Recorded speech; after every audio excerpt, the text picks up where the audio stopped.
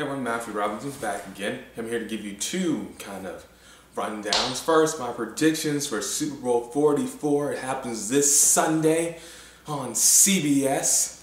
And who do I think is going to win this one? Well, you know, it's a tough one. It's going to be a shootout. This is going to be an exciting Super Bowl. The past two Super Bowls have been amazing. I think this one's going to be even more amazing. No, I don't. Actually, I don't think anything's going to be better than the Giants and the Patriots for a long time. But I'm just trying to hype it up, you know, get people excited about the Super Bowl. Super Bowl 44 with the Indianapolis Colts taking on the New Orleans Saints in Miami. The Colts have never lost in Miami. The Saints have never been, just like the Cardinals last year. Only one team will leave victorious unless it goes to overtime and no team wins at the allotted time. I don't know how they do that in the Super Bowl. Do they just have co-champions? I mean, we've never even gone to overtime in the Super Bowl. I want to know. If you know, please put me in the comment, you know, saying, hey, this is what happens if the Super Bowl goes to a tie and nobody scores within the 15 minutes of that overtime.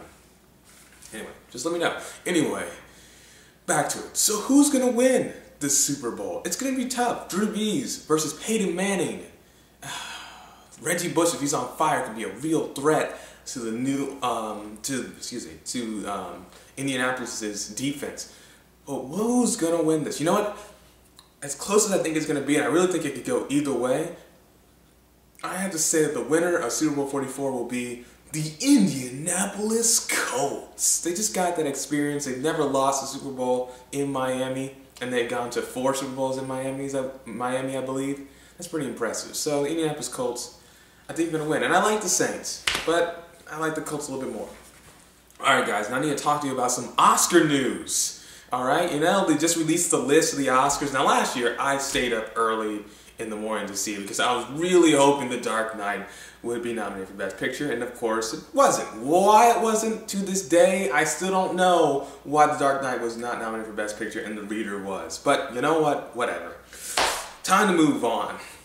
This year, we have 10 categories. I'm thinking, man, we're going to see some really good movies that people have not really thought about, and they're going to get a chance to really be in Best Picture. And yes, they chose some movies that people never thought would be nominated for Best Picture, but not necessarily in the right way, because The Blind Side is nominated for Best Picture. Now look, The Blind Side's a good movie. I hope Sandra Bullock wins. She's been doing a lot of good work for a long time. I hope she wins Best Actress. I really like her.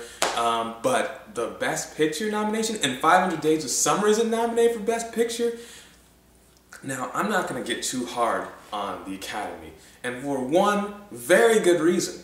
One day, I would like to win an Oscar, and I don't want them coming back onto this YouTube channel one day, seeing this video of me saying anything slightly negative about the Academy, and then saying, oh, we're going to blacklist them for a little while. Because that could happen, to be quite honest. And I don't want that to happen. Some people say I have too much pride, too much respect in myself, to kiss up to people, to win things and win awards. Well, I don't. I want to win an Oscar, and quite honestly, if that means I have to keep my trap shut for, 10 years or whatever, or how long it ever takes me to get nominated for an Oscar, fine.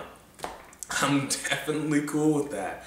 Because I want an Oscar more than almost anything else on this earth. And yeah, I'm not going to ruin my chances by saying something. So I'm going to say that I really like this list. You know, I don't have a problem with the fact that James Cameron didn't get a screenwriting nomination, because Titanic didn't either.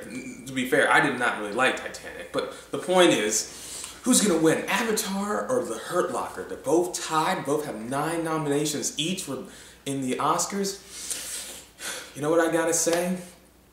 I'm not going to give my full predictions yet, and this is not my official prediction, but I have a feeling The Hurt Locker is going to beat Avatar for Best Picture. It's got that very indie feel, it's a very stripped down movie, it's about the war and everything. I just feel, despite everything Avatar has accomplished, I feel like they're going to give it to The Hurt Locker. But that's not my official prediction.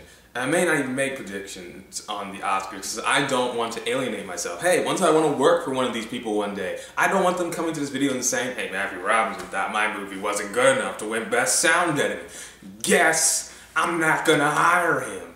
I don't like his script now, you know? I don't want that to happen to me. I don't want to get blacklisted. So as far as I'm concerned, the Oscars are going to be great. And who cares, really? In the end, it's going to be fun either way. I mean, I love the Oscars. For me, the Oscars is like almost a religious holiday. So, you know, I'm cool with it. There are a lot of good movies I see nominated. I wish 500 Days of Summer got nominated for Best Picture, but you can't win them all. There's still some good movies. I'm kind of glad District 9 got nominated for Best Picture. That was a really good movie, and I'm glad it's getting some respect. Same with Precious. Alright guys, remember to rate, comment, subscribe. Leave your thoughts on who's going to win the Super Bowl or what you think about the Oscars in the comment section below. Go to Zazzle.com/icon if you want to buy some cool online products. And until next time, please remember,